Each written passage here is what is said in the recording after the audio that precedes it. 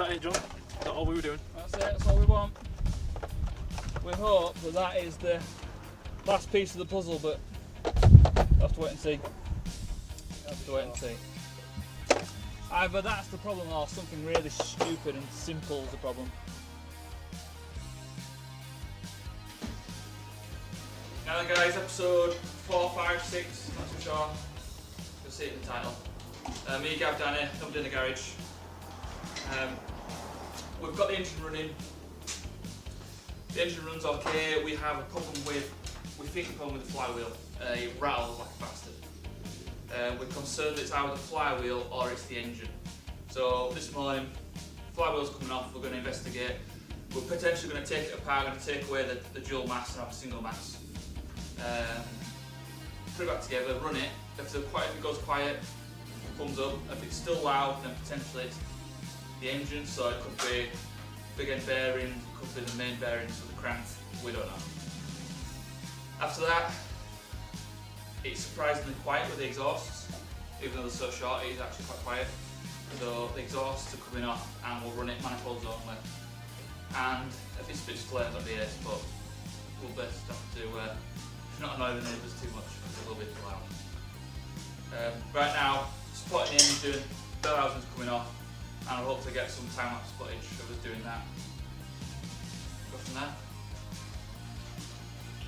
So if it doesn't start later on, that's why I've disconnected the pipe. You've got the airbox on this time, don't you? Just the air sensor, the air mass airflow sensor, MAF I think it is. Without that. Airbox is up on shelf, isn't it? So we're too cool for air filters. Too cool for air filters. Yeah, well, actually they damage your engine, so... Well, if they can, in Saudi Arabia, if they can run me out air filters on the desert, in the desert, we'll be okay in our garage. Yeah. Are you serious? Yeah, they do hill climbs in sand dunes with no air filters. Are you fucking serious? YouTube it. How do they manage that? The air intake's like up here. Alright, okay. Weird. It's quite funny. Super extra snorkel. And then the turbo's mounted above the engine and all sorts of weird stuff. But we'll be fine, don't worry. It's probably going to be difficult for you to find out which cable's causing your issues. It's also possible to... The trick is, we're not going to find out. I'm just going to start ripping them out. Well, It's not going to be. we've tricked the engine once before. So, one is, we will trick it again, make sure it runs alright. And then we'll rip all the wiring out and get ready to fit a mega squirt. So that means finding out where all the injector wires go, spark plugs, all different sensors that we need.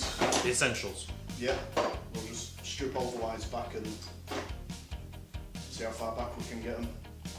Might even be able to open a PCU and rip out internals and use that for a bit of base.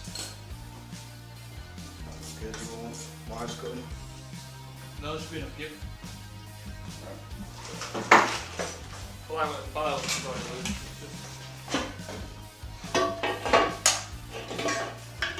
Boom.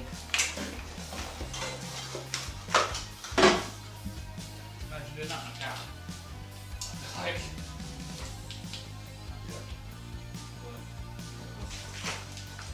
So, for the internet. That's probably what's knocking in there. Well, that's a dual mass flywheel. One mass, two mass, dual mass. And that's some kind of buffer, anti-vibration, softening, make it nice and smooth when you're driving. So, either, what do we do? I think flywheel has to come off then. We grind our flow throughs. Yeah. It is going to be twat doing those bolts. Impact, way more labor than that. Need a break. So using this piece of angle iron, I've got it stuck in a tooth and I've got it wedged against a locating tab on the gearbox, on the engine, sorry. So that is stopping the flywheel turning. And I've got a nice bit of leverage.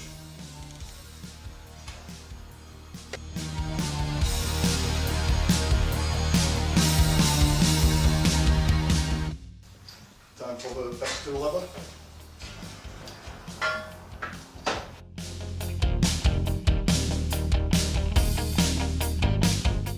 Oh, Jesus Christ. Heavy? Yeah.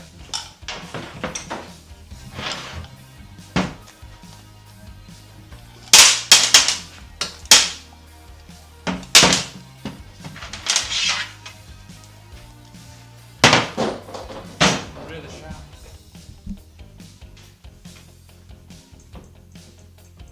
So I think that That's knocking. don't know if you can hear that on the camera, but there's a little bit of like a metallic ring. And my best guess is that that's the rattling. Let's put it together. Yep, do it. I want to make sure this is fucked. And God forbid the engine is fucked. So as a proper true bodge, we're going to weld the two pieces together, which yes, we'll put it out of balance, but we'll get away with it. Then, in theory, that should eliminate any rattling of any kind. Then we know the engine's good. And if it doesn't? If this is welded together and the engine still rattles, Then we know it's bottom end, that's knackered. yeah, And bottom end on an engine is throw it away, pretty much. So this is kind of like the moment of truth then? Well, no, because if bottom end's knackered, we only paid 150 quid for everything we got.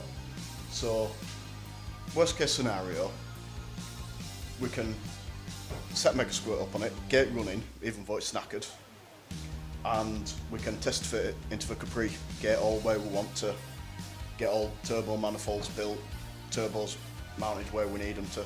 We can then scrap this and buy another one. or just buy a block or buy a better engine. Yeah, Instead of buying all the wiring that we need to you. all we need is a working engine.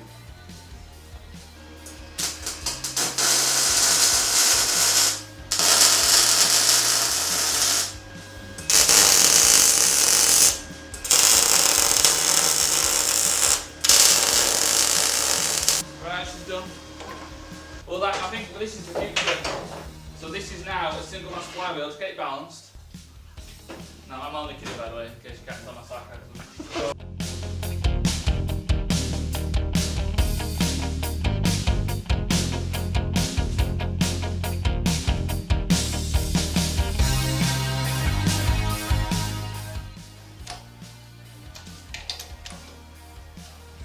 You go around the one now. I think so, yeah.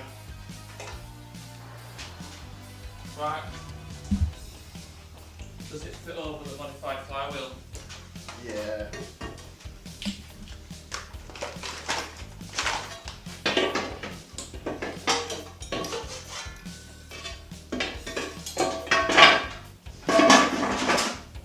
Perfect.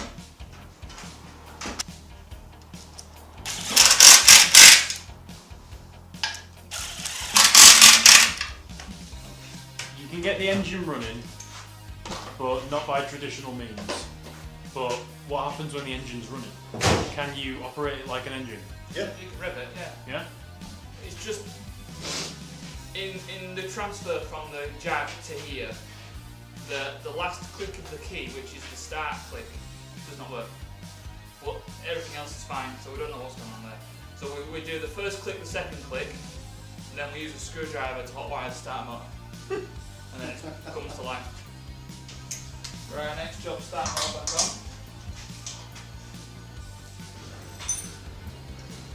Just to satisfy my curiosity, will you get a socket on end of crank and turn the crank? It's like a 19 or a 20. No, it's an 18. It's an 18 mil. 18. They did it before. If the flywheel hits the bell housing, we'll feel it when we turn the crank. Which way are we going? Clockwise, always clockwise. Right. Sounds good to me. Well, fire sounds good as no sound. All we know is that it doesn't interfere with the bell housing. That's all we know. I think we're ready to fire it up. So that means we need to push it outside now. We'll push it outside. Let's fire it up and see if it rattles. And then We've got reconnected hose somewhere. yeah, over here. Retouching the air. Going to do one last check. Reconnect the battery. Check the fluids. Make sure I've not forgotten to put all back on. Oh, got plenty of water. And then I can see that. we're going to start it where it stands, but within about 30 seconds it fills the garage with carbon monoxide and you can taste it. It's that quick. I've got one key, John. Do you have a key for the car? The other key. Yeah. I'll get the other key. One of my nice new keys. Yeah. It's a funny looking key, that, John. Yep.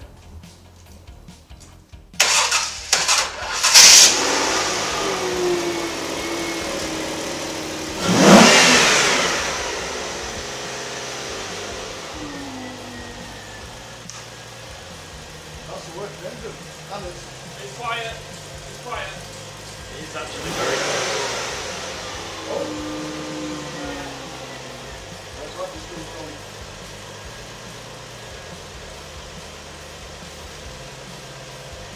Little red.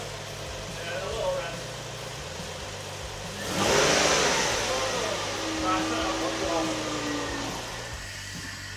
I got water in my face then.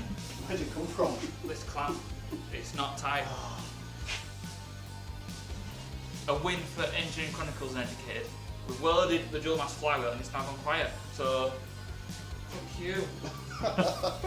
All the directors. Now time to throw it in car and go for a drive.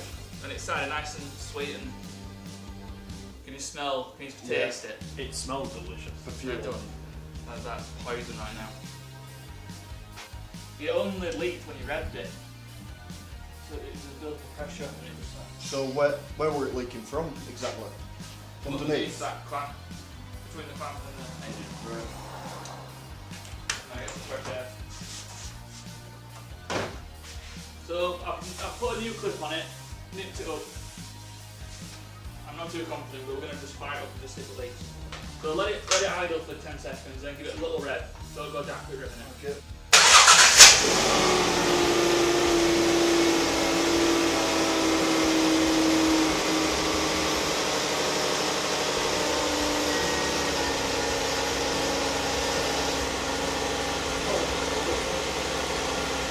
Right, a little rev now.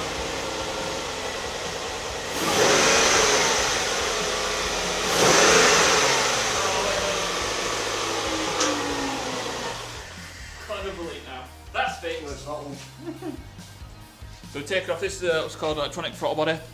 So it uses a stepper motor to open and close the butterfly valve. All modern cars have these. All modern cars. And the leak is somewhere in here. So we're just taking it apart to get to these hoses. Not really. Okay, there we go. We have access to the potentially bad piece of rubber. Which we're going to need to get replacement for. So we think it's this one in here where my finger's pointing. We're not sure.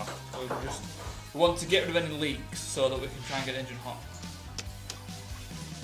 It might be that it's the hole in the hose that's leaking.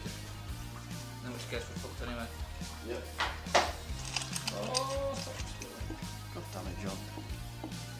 Ask you to do one thing and you cock up. I laughed because it's coming from Gav that.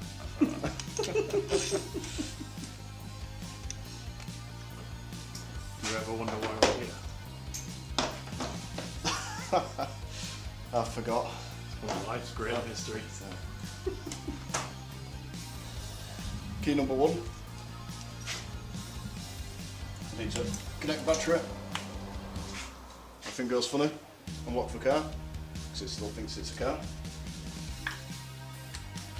Key number 1 in. Has a paddy with us, but don't start. Time for key number 2.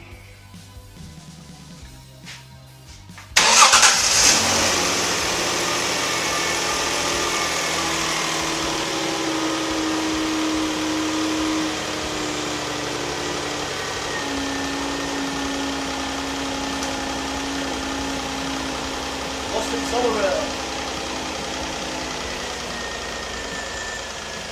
Oh, turn it off.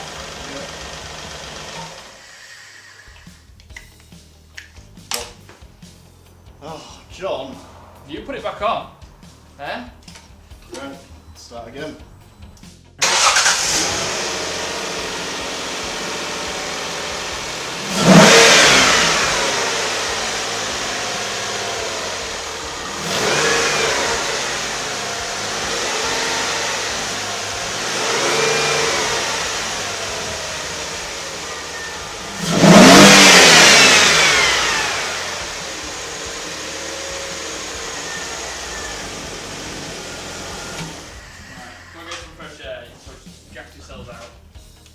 There, I just think probably do a video without the exhaust on just for funnies, but Well, I think we're done. I think we need to pull out of the garage, so the exhaust and fuel tank are out here, and we can run it, let it warm up, and then if it runs alright once it's warm, it's good to go. What he said. Yeah, what I said. On this occasion.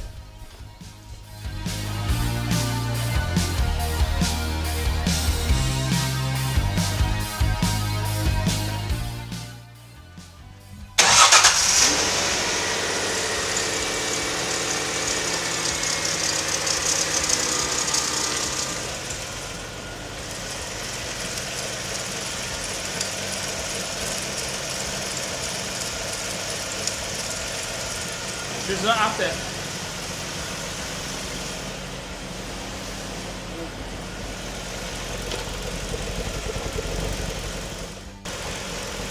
I'm surprised how stable it is.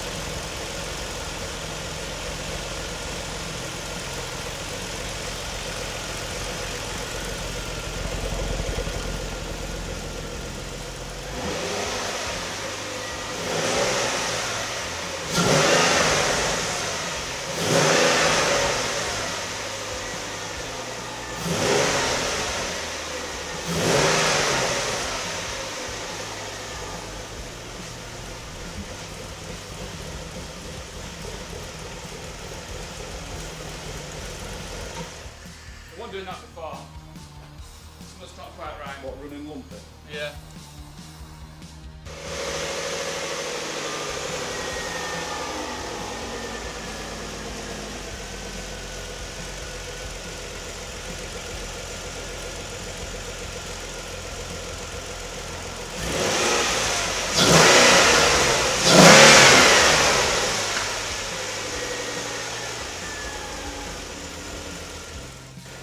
Yeah, for the internet, temperature gauge on your dashboard are shit. They're lying to you. So a temperature gauge, let's say between 70 degrees and 100 degrees, the temperature gauge stays bang in the middle of the dial on most cars, and that's so that people think it's up to temperature. But in actual fact, it could still be hot, or it could be still be cold, or it could be too hot. On an MGZT, the temperature gauge doesn't move until the engine gets about 105 degrees. It's already overheated by then. So watch out for that, lie to you. Been running for 10 minutes. Still no fan yet. And you feel how hot that is, and the temperature gauge still says the same, which proves my point. I can feel it from here. And the temperature gauge has not moved, and the engine is double the heat that it was. So it lies to you. Lies. It's all lies, John. It is all lies. Not even square. It's running nice and smooth, it's not making any weird noises. It seems to be holding water. It's not overheated yet. Want to give it a few revs?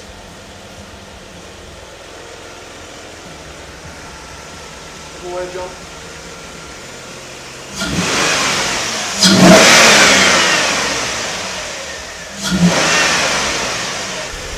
I'm thinking of, I never checked the power supply going to the fan relay. I'm concerned that the fan's never going to work. Well, Do you want to turn it on? Yeah, I'll knock it off. There is power going to the control box for the fan. That's good. So Has it not got hot enough then? I think it's not got hot enough. Let's give it a bit longer. Soon if the temperature gauge starts to go up, then we'd turn it off immediately. Yeah. But it's only idling, it's not under load. You're under load a bit. What now?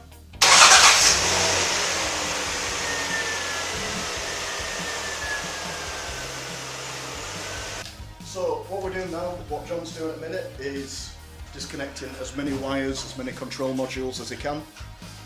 What we're planning on doing is picking the wires we need for our aftermarket ECU, such as for coil packs or ignition, anything. All the sensors. Yeah, all the sensors. We'll pick whatever we need, trace the wire as far back as it goes, and we'll cut it off and label it, ready for plugging into our ECU. When the engine was running, we did find, after the engine was running, and it's cooled down, we found some mayonnaise under the oil filler cap. At first we were like, shit, it's air gasket failure, it's fucked. But in hindsight we're thinking it might be just build up condensation, because the engine has not run properly for 3 months at least. So we're thinking that the mayonnaise was condensation, we don't really know, we're not going to panic, we're going to carry on. It runs nice. If there is a gasket failure, we'll find out once it's in the car and we'll fix it accordingly. So, fingers crossed, we're okay. So what we're doing, John, just unplugging and following them.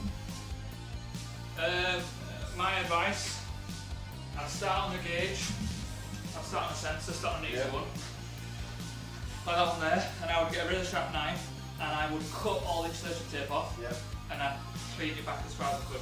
Yeah, which will be down there and then Yeah, that's what I'd start doing. and fair water. Just when you're cutting off the insulation, don't cut the wire. Yeah. So when we come to wiring the Capri up, I found a website called Car Building Solutions, and they specialise in kit cars. Yeah. But it's got loads of information on there, so I reckon we pick a kit car wiring diagram and we'll just stick to it. Yeah, sounds good. What was the name of that website again, John? Car Builder Solutions. Loads there for you.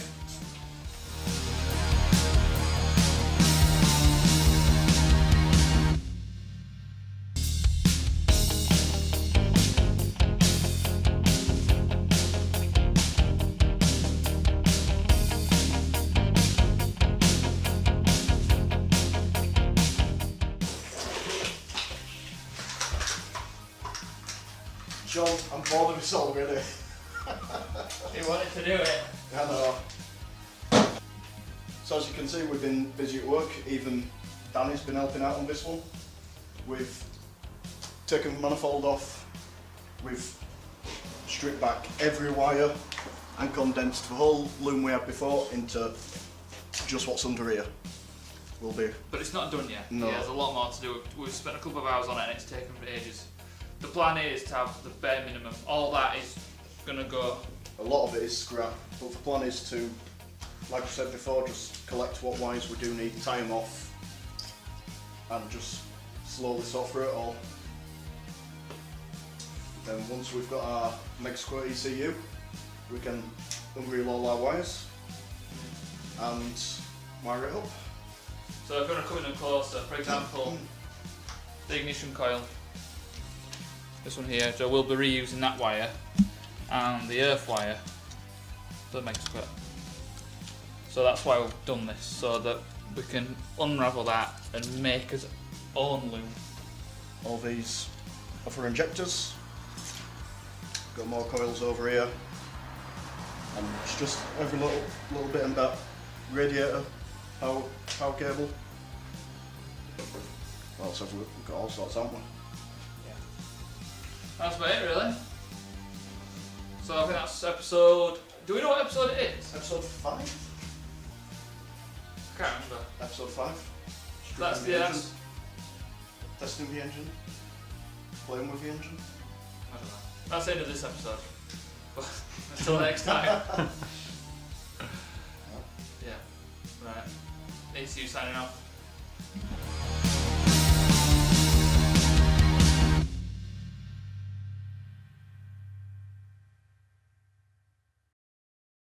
Right, so this is just a little bit of fun. What's happening now, John? Taking off lambda sensors. We're going to take off the exhausts, or that bit of the exhaust, just for funnies. I can't wait. I don't think I'll run it for long because it's that loud. It's so.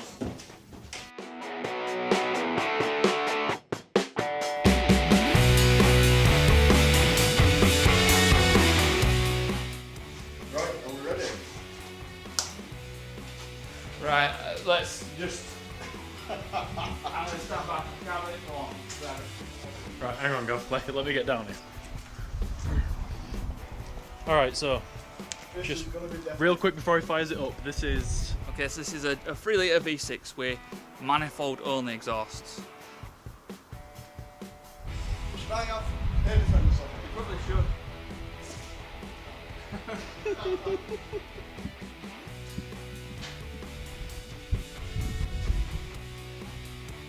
Safety first.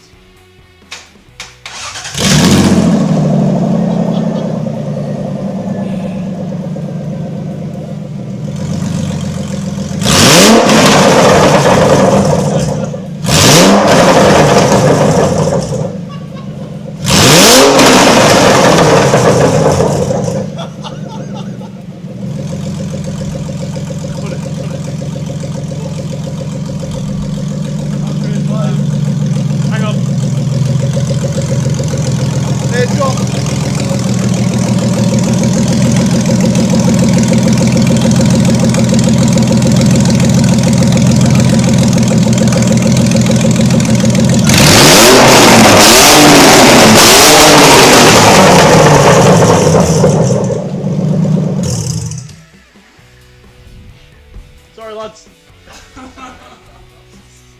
Oh, that is brilliant. That needs a bit of flame then. That, you'll be receiving a bill from my doctor for my fucking ears, man. Jesus Christ. Oh. So, straight pipe, yeah? I don't think Fuck straight pipe, you don't have an exhaust. That's what it's going to sound like. I'm going back on. That is well worth it. Oh, that was brilliant. Holy shit. Because race car. That's why.